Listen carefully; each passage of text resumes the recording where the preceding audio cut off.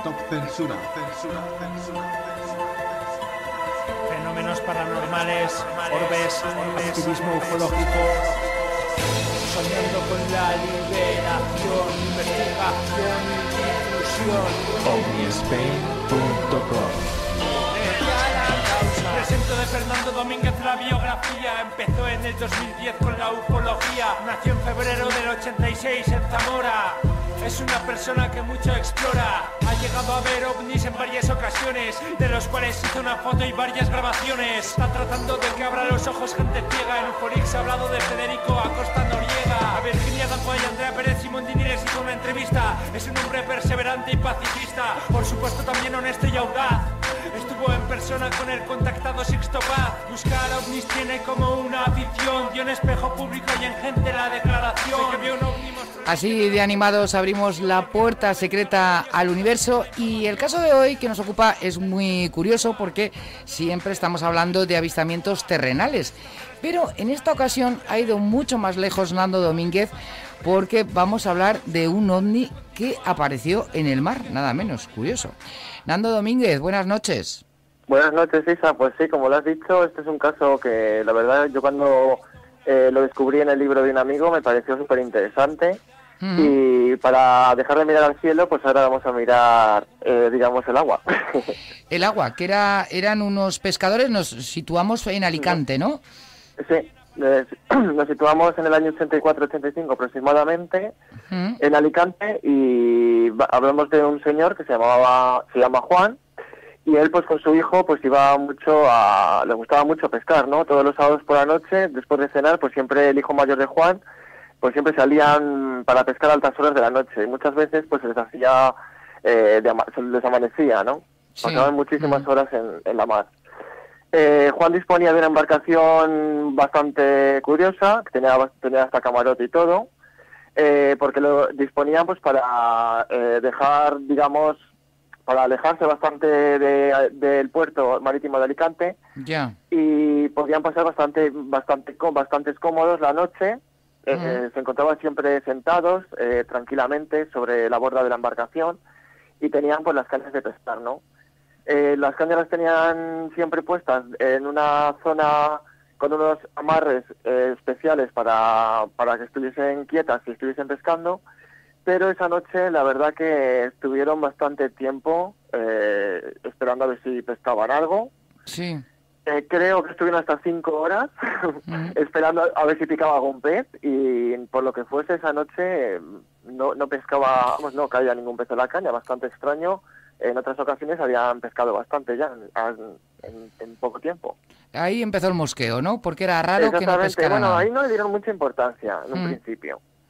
Pero bueno, era bastante curioso porque, claro, otras noches ellos habían estado pescando, ¿no? Y por lo que fuese la mar estaba bastante tranquila. Era una noche despejada, cielo despejado, estaba todo muy tranquilo, ¿no? Como Sí. si algo fuese a suceder, cosa que sucedió, claro. Bueno, ¿y entonces qué pasó? De repente ven un resplandor, ¿no? A lo lejos. Exactamente, sí. Ellos mientras seguían charlando y tal, bajo esa noche silenciosa, pues ven un resplandor por debajo del agua, a lo lejos, que se fue ensanchando poco a poco. Cada vez se iba, había una luz central, la luz del medio era más intensa, y a partir de esa luz como que salía otra especie de luz luminaria, que era la que se hacía más extensa, iba creciendo, ¿no? Sí. Pues hasta ahí ellos pensaron pues que era un submarino, ¿no? O algo. Claro. Pero claro, no se te espera que sea lo que va a suceder ahora, claro. Este objeto se acercó, esta luz, porque era una luz en un principio, lo vieron, se fue acercando en dirección hacia el barco, hacia donde ellos estaban. Sí. Entonces ellos empezaron a entrar un poquillo en pánico, ¿no? Porque ven que se está acercando por debajo del barco, incluso llega a pasar por debajo del barco. Ya, claro, sí, que le pueden ahí destrozar empiezan a el asustarse, barco. porque claro, tú imagínate estar en el barco, mirar hacia el fondo del mar, y es que se iluminó todo. Decían que se había iluminado todo, que como que tenía esa luz tenía muchísima potencia, y incluso estaban viendo hasta el fondo, ¿no? Ya, podían claro. llegar a ver más parte del fondo. Temerían por su vida porque, claro, aunque sea una cosa terrenal, un submarino, lo que sea, pues si se pone debajo, pues puede destruir la nave Claro, yo creo completamente. que entrarían en pánico, en terror. ¿Qué está sucediendo? ¿Qué es eso? Pues claro, como en un principio pensaron que se trataba de un submarino, pero claro, luego más tarde ya vieron que no, ¿no? Trataron de poner en marcha su embarcación al ver la luz, Sí. pero la embarcación, digamos que no tenía corriente eléctrica, ¿no? Incluso tenían un pequeño farol, que es el que les alumbraba y tal, y lo curioso, que se había apagado, ¿no? Tampoco despendía luz, es como que el sistema eléctrico por este objeto se había fallado todo, ¿no? Ya. Lo curioso es que el agua estaba sin ningún movimiento extraño. Después del paso de la luz, el agua estaba muy tranquila. Es bastante curioso, tampoco emitió ningún ruido, ninguna vibración ni nada, ¿no? Sí. Y pasando el tiempo, aproximadamente a más de 1 kilómetro donde ellos se encontraban, este objeto salió de la mar, era esférico y se situó a una altura de 200 o 300 metros. Permaneció estático, como unos 20 segundos aproximados, con una intensidad de luz enorme, que incluso parecía que se hubiese hecho de día, ¿no? Porque iluminó toda la zona. Era una luz, digamos, como la luz del sol. El objeto era de color blanquecino, azul-violeta. Los testigos no supieron definirlo exactamente. Sí. Y de repente, de acto seguido, pues el objeto salió disparado a una velocidad descomunal hacia el cielo y que era imposible casi de seguirlo a simple vista, ¿no? En cuanto este objeto desapareció en el cielo, el señor Juan volvió a intentar arrancar su embarcación y el motor esta vez sí funcionaba, ¿no? Y así como el farol, que también empezó a iluminarse y todo, ¿no? Echaron a toda máquina hacia el puerto de Alicante, a toda mecha. Claro, no me Cuando extraña. llegaron, dejaron su embarcación y se dijeron pues para casa, ¿no? Y Juan estuvo pues hasta el día siguiente acostado, casi no comió, bueno, que estaba un poco impactado por esto, mientras que su hijo pues estaba más tranquilo, ¿no? Creo que Y incluso... hoy en día, pues Juan, Sí. por lo visto, no se atreve a salir solo a la mar, sobre todo por la noche, y ahora lo hace solo pues alguna vez de día, pero siempre acompañado, no se atreve a salir solo después de ese encuentro con ese objeto. Claro, que le impactó de tal forma que ya, incluso hoy en día, después de que han pasado los años, no es capaz de salir a la mar por la noche, y no me extraña, yo lo comprendo perfectamente. Oye, Sí, yo también lo comprendería perfectamente porque a lo desconocido siempre tenemos miedo y claro, ¿quién vuelve a la mar después de este encuentro, no? y además, fíjate, el mar, ese gran desconocido tan inmenso. Oye, Que no sabemos lo que hay abajo. ¿dónde esta historia que nos estás contando, de dónde la has sacado? Esta historia la saqué de un libro que me regaló un amigo que se llama Ruperto Tortosa, que es Desvelando el Gran Misterio, que lo escribió él, pues exactamente la fecha no sé cuándo salió el libro, pero vienen casos bastante interesantes. Es un libro con un alto conocimiento, que yo lo recomiendo a la gente, y personalmente me ha costado leer y entender algunas cosillas porque soy un poquito novato, digamos, en mucha temática del libro. Bueno, pues te he de decir que tenemos a Ruperto Tortosa, al mismo, aquí, al otro lado del teléfono. Nando. Y siempre me sorprende esas cosas. Así que quien mejor nos va a contar, nos va a hablar de sus libros, además tiene una postura, un punto de vista muy interesante, Pues, que rompe con los investigadores habituales y que además lleva toda una vida investigando. Ruperto, buenas noches. Buenas noches. Encantado de estar con vosotros en vuestro programa. Y nada, pues preguntarme lo que queráis. Bueno, contaba Nando que cómo te pusiste en contacto tú con esta persona, porque este es un caso que aparece en tu libro Desvelando el Gran Misterio. ¿Cómo averiguaste el caso? ¿Cómo fue? Bueno, yo hace muchos años pues hice mucha radio y hacía programas, los grabábamos en el estudio y hice un reportaje. Entonces yo usaba el cine, en vez del vídeo, el cine. Sí. Luego ya cambiamos las cintas a vídeo y tal. Bueno, el caso es que la voz que me ponía en off en la cinta, que con esa cinta ya aprovechaba para dar conferencias, pues me la ponía ese amigo, Juan. No puedo decir los apellidos porque el hombre, pues... Lo comprendemos. Y entonces el hombre tenía una voz agradable, una voz grave pero extraordinaria, y iba muy bien para el fondo de esta película que yo proyectaba, y luego a continuación daba yo unas charlas, ¿no? Sí.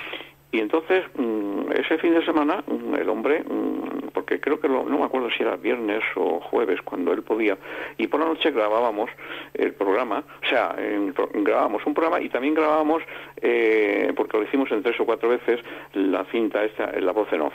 Sí. Entonces, no vino esa semana, y entonces me dijeron, no me lo aclaraban, pero me hicieron entender que le había pasado algo. Y entonces, pues yo estaba preocupado, ¿no? Bueno, pues a la otra semana digo, bueno, pues si no, ya le llamaré por teléfono. Porque me dijeron que no tenía mucha importancia, ¿qué tal? Bueno, entonces a la otra semana, cuando íbamos a grabar el programa, él vino.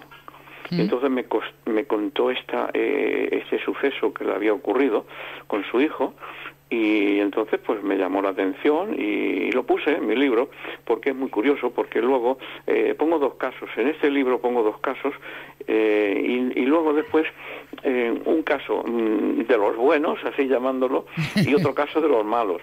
De los buenos. ¿Y qué diferencia? A ver, ¿por qué uno es bueno y por qué otro es malo? Bueno, es que el tema en cuestión es un poco complejo, porque lo que yo he estado, por ejemplo, pues no sé, yo qué sé, desde el año, es que ni lo recuerdo. Tengo entendido que empezaste con 6 o 7 años ya a interesarte por el fenómeno, ¿no? Pero cuando yo empecé a darme cuenta de ciertas cosas, pues a los 26, 27, 28 años, entonces cambié un poco de rumbo, porque no era ese, ¿cómo decirte? El verdadero estudio de estos casos, ¿no? Porque la gente ha hecho un dogma de fe de lo que es el caso OVNI. Todos que se vean luces, que si son naves extraterrestres. Yo, particularmente en mis 4 libros, pues aclaro qué son, y solamente un 1% de todas las cosas que se ven por el cielo, sí, bajo un criterio un poco especial, pues considero que sí, que pueden ser, porque es que eso es muy largo. Cada 2 años el planeta Marte y la Tierra se acercan en el movimiento de traslación alrededor del Sol, y entonces es cuando pueden entremezclar ciertas cosas, y entonces en esos momentos sí que puede suceder.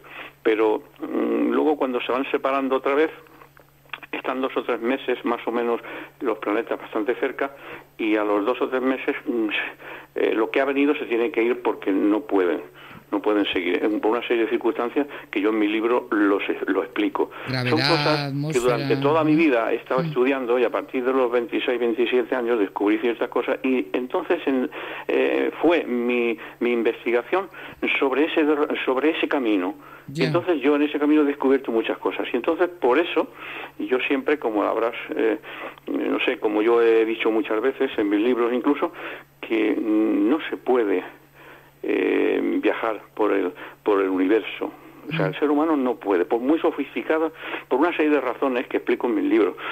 Pero claro, lo que yo he estado ante tantos años estudiándolo, pues es muy dificilísimo en 15 o 20 minutos explicarlo, porque tengo que explicar muchas cosas antes de llegar a ese conocimiento, ¿no?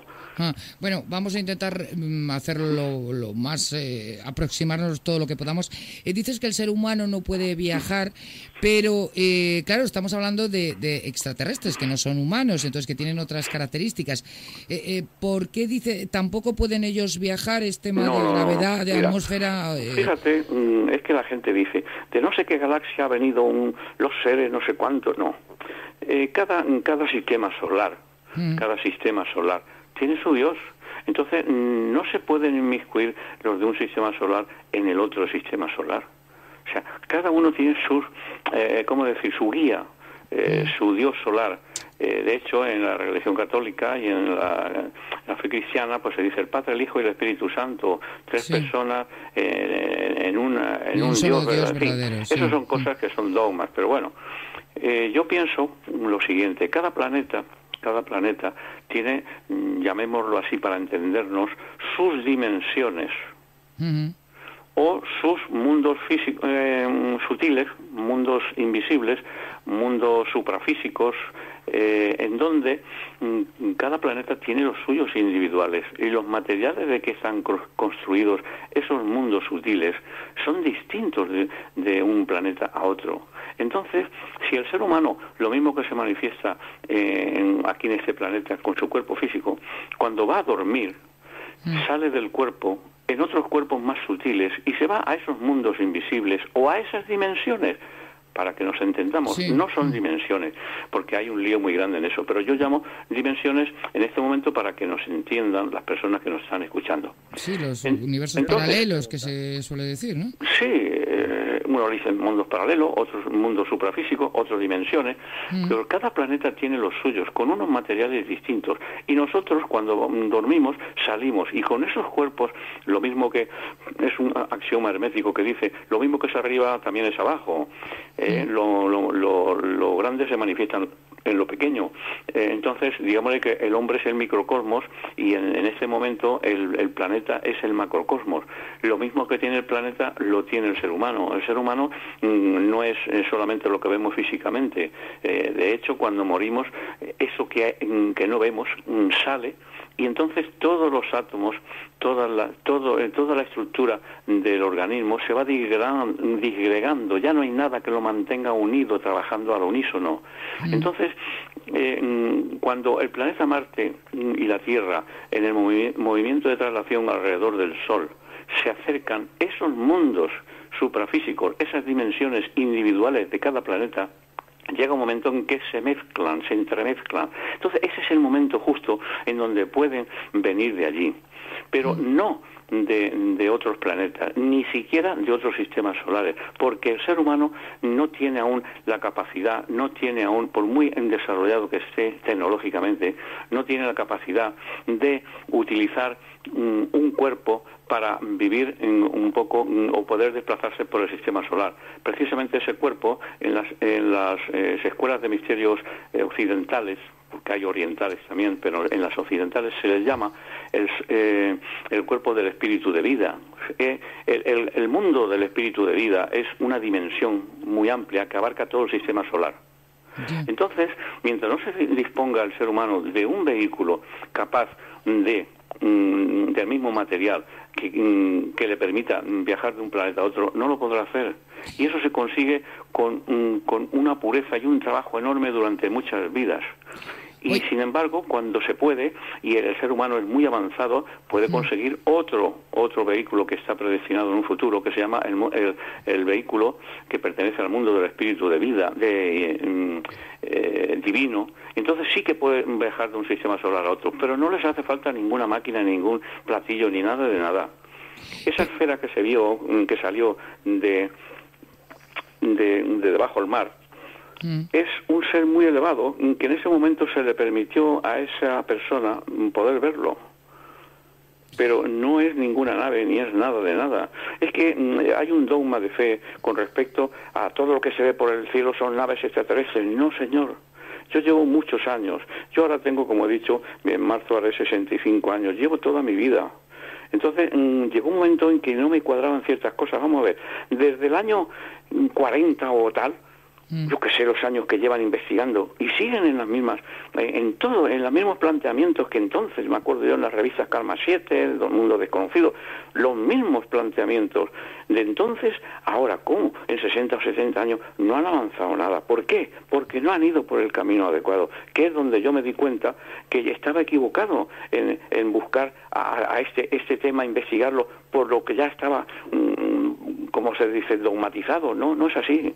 O sea, hay un error bastante grande. Lo que pasa es que estas cosas, pues, hay que ir poquito a poco para que la gente medite sobre ello.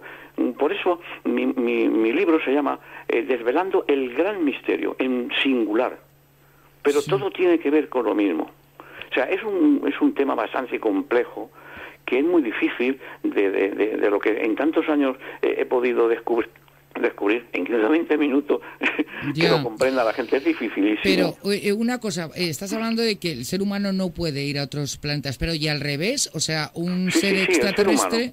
Sin embargo, existen otros seres mucho más elevados, pero no tienen nada que ver con la tecnología, con las naves, nada. Eso no tiene nada que ver.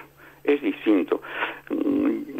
Yo descubrí ciertas cosas porque me fui apartando de todos estos grupos de contactados, aquello fue terrible, ¿no?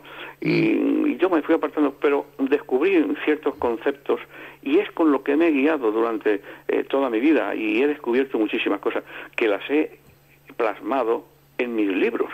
Sí.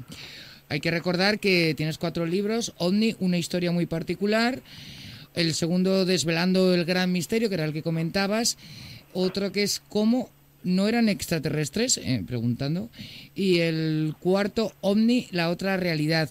Pero de todas maneras, a Nando Domínguez, que lo tenemos aquí un poco abandonado, a ver, después de estas declaraciones te dejas un poco tú Nando, que estás más versado en el tema. ¿Qué tienes que decir a todo esto, Nando? ¿Algo que le quieras preguntar? Pues en primer lugar, que gracias a Ruperto por estar aquí. Como le comenté, su libro para mí, yo como una persona que está comenzando este camino, me pareció muy interesante, yo creo que muchas veces me tocó leer las cosas varias veces para poder llegar a comprender su alto conocimiento, porque yo estoy muy verde en esto. Y me gustó tengo aquí algunas preguntas del día cuando estuve leyendo su libro, que lo leí hace tiempo, y me gustaría que nos hablase un poquito sobre el acontecimiento cósmico que habla en su libro, y también un poquillo sobre estos seres, los seres. Creo que entender que hay buenos y malos y hay diferentes razas. Creo que nos resuma un poquillo Ruperto sobre esto. A ver, pues Ruperto, cuéntanos. Bueno, en primer lugar, en el gran acontecimiento cósmico hablo un poco. De hecho, en el canal Historia Televisión salió, no me acuerdo en qué año, lo pongo ahí, lo que pasa es que no me acuerdo ahora, un reportaje muy bueno que hicieron sobre el planeta Marte y unos eventos que, creían que había sido con el planeta Tierra, ¿no? Es decir, hay otra historia, toda la vida la hemos llevado en las religiones, que si los luciferes, que si no sé cuánto, que si los ángeles. Efectivamente existen, pero están mal comprendidos. Es decir, nuestra humanidad, nosotros, en el periodo terrestre, que es ese que estamos, toda la humanidad, estamos evolucionando, estamos desarrollando, aprendiendo, están sucediendo muchas cosas porque son necesarias, pero anterior a esta humanidad, no hace 40.000 ni 50.000 años, no, que va, hace más de 1,5 millones de años, o quizás más. De hecho, las pirámides son vestigios de alguna humanidad, no se sabe. Y en las últimas dataciones que hicieron del tiempo de las pirámides, ahora resulta que son más de 800.000 años las pirámides. ¿Cómo es eso? O sea, hay una serie de cosas que no cuadran, pero están descubriendo con nuevas tecnologías y están logrando descubrir ciertas cosas por eso. Entonces, la humanidad anterior a nosotros se le dicen ahora los ángeles, pero hubieron unos rezagados, igual que, por ejemplo, los simios, es de nuestra humanidad, pero cuando se dio el paso de ser parecido a los animales a ser humanos, entonces se quedaron unos rezagados que no consiguieron avanzar, que son los simios. Ahí está el eslabón perdido, tanto buscarlo. Pues con los ángeles pasó lo mismo. Cuando dieron el paso desde humanos a ser ángeles, hubieron unos rezagados que no pudieron unir el intelecto con los sentimientos, el fuego y el agua. Lo que la masonería, la leyenda masónica dice, que no se ha comprendido. Entonces, esos rezagados que no consiguieron ser ángeles son los luciferes. No son ángeles caídos, no, son ángeles fallidos. No llegaron a ser. Entonces, ahí hubo un follón muy grande que se habla de la Atlántida. La Atlántida no hace 40.000 años ni 5.000 años, como creen que las pirámides. La Atlántida es más de 1,5 millones de años atrás, o más todavía. Hay una serie de cosas que se ha tendido un velo sobre ello, pero poquito a poco se está descubriendo. Entonces, hay un follón, precisamente los luciferes no llegaron a unir el intelecto con los sentimientos, solamente desarrollaron el intelecto. Entonces, esa influencia empezaron a minar sobre la raza humana que empezaba como humano. Y hubieron una serie de destrozos porque hubo ¿cómo decir?, un desarrollo inarmónico.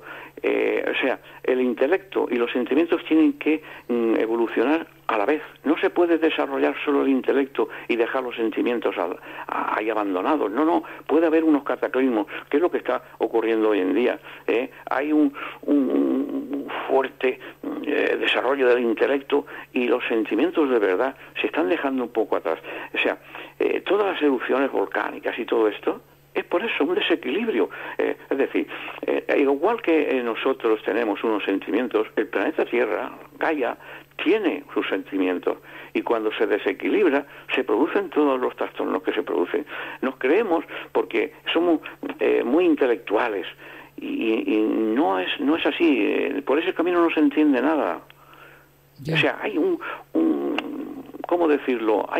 Es tan complejo que necesitaríamos 5 o 6 horas para explicar todo esto. Pero yo lo he querido plasmar en mis libros porque, ya lo he dicho antes, lo que en muchos años yo he descubierto, no lo puedo decir en 15 o 20 minutos. Entonces lo he tenido que ir poco a poco plasmando en los libros para todo aquel que lo quiera.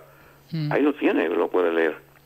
Oye, por lo que te estoy oyendo, podríamos estar los seres humanos en una fase transitoria que cuando evolucionemos con los sentimientos y mentalmente, intelectualmente, pasamos a ser otros seres superiores que son los que están en otros planetas. Bueno, cuando lleguemos y el cambio se produzca en este planeta y consigamos desarrollar, es que aún queda muchísimo. El ser humano no está aún todavía preparado. Es decir, mira, cuando todo el diluvio de Noé y todo esto, que si el arca de Noé y el jardín del Edén no son lugares ni son objetos. El jardín del Edén era un estado de conciencia y un estado de densidad del planeta y todo lo que habitaba en él. Es decir, cuando el ser humano estaba desarrollándose para producirse el cambio, en la Biblia dice, y Dios le dijo a Noé, tienes que construir la arca de esta forma, con tantas toberas, no sé cuánto. Pues si te fijas bien, y has estudiado un poquito de anatomía, te das cuenta que lo que se está describiendo ahí son las vías respiratorias, los bronquios, los alveolos pulmonares, etcétera, etcétera. Es decir, no es ningún arca. Y todo el mundo buscándola, y no la encuentra. Y mira, ¿quién la han encontrado? No, señor. Es las vías respiratorias. Es un cambio. Y ahora el cambio nuevo que se está produciendo es, estamos construyendo otra forma para que en un futuro podamos vivir. El que no construyó anteriormente su arca de Noé no pudo seguir viviendo. Yeah. Pues lo mismo va a pasar ahora.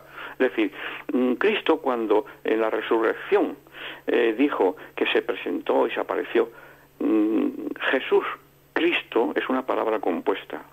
Y Cristo utilizó un cuerpo más sutil que tenemos, que es el que estamos preparando, que es el cuerpo etéreo, que en griego se dice cuerpo del alma, soma suchikon, que quiere decir cuerpo del alma. Entonces, Cristo se manifestó en ese cuerpo porque el físico se había destruido. Porque era tanta la frecuencia vibratoria que tenía Cristo que si los esenios no manipulaban su cuerpo, se desintegraba. Pero en la cruz no pudieron y entonces se desintegró en la tumba. ¿Qué ocurrió? Se produjo una plasmación de esa figura en negativo en la sábana santa. Entonces, en el cuerpo que se manifestó Cristo después, que no le reconocieron las santas mujeres, era un poquito más grande que el físico, por eso no le conocieron, hasta que se dieron cuenta de que era él, pero funcionando en el soma súchico. Es el próximo cuerpo, como los pulmones fueron las nuevas tendencias a vivir en estos nuevos tiempos. Pues en los próximos nuevos tiempos tenemos que desarrollar ese vehículo para poder manifestarlo. Por eso nos damos cuenta, y será un periodo en donde la Tierra será muy parecido entonces a lo que es Júpiter ahora. O sea, hay una serie de cosas que la gente desconoce. ¿Quiénes son esos seres que pululan por aquí? Bueno, pues se les llaman elementales, que confunden a la gente. Yo en mis libros explico quiénes son. Y ese 1% que pueden, porque quebrantaron las leyes naturales, pudieron venir a nuestro planeta, fue en esos momentos de cada 2 años. Porque fíjate que el planeta Marte tiene en el Ecuador tiene unos valles, unos hundimientos que se llama el Valle Marineris. Y el planeta Tierra tiene en el Pacífico otros valles, pero está lleno de agua, que se llaman las Marianas. Fue en un roce, porque hubo una desviación del planeta Tierra en el movimiento de traslación alrededor del Sol, y entonces iba directo a chocar con el planeta Marte, pero ahí se impidió, y entonces se pudo un poco, pero aún así dio un roce y se formaron esas. O sea, en el planeta Marte y en la Tierra, en la época de la Atlántida, hubieron muchos líos. De hecho, se han hecho algunas películas con algo de fondo. Perdona, pero es que tenemos que acabar, no nos queda Claro, más por eso digo que tiempo. no se puede en 15 o 20 minutos. Ya, la verdad es que es un tema muy complejo y ya la última cuestión para la persona que quiera profundizar en estos temas, ¿dónde pueden adquirir tu libro? ¿Tienes página web? No, simplemente, mi correo electrónico, amigosdelcosmos@gmail.com. amigosdelcosmos@gmail.com, y además estás también en Facebook, ¿verdad? Sí, y en Facebook igual. Vale. Amigos del Cosmos y me pueden localizar. Muy bien, de acuerdo, Ruperto, pues muchísimas gracias. Nando, nos despedimos de ti también, que se nos acaba el tiempo. Nada, que muchas gracias por esta sorpresa y por traerme aquí a Ruperto Tortosa. Menos mal que he hablado bien de él, que si llego a hablar mal y me lo traes ahí de repente, sí, pues... mira, pero yo lo sabía, en el fondo lo sabía.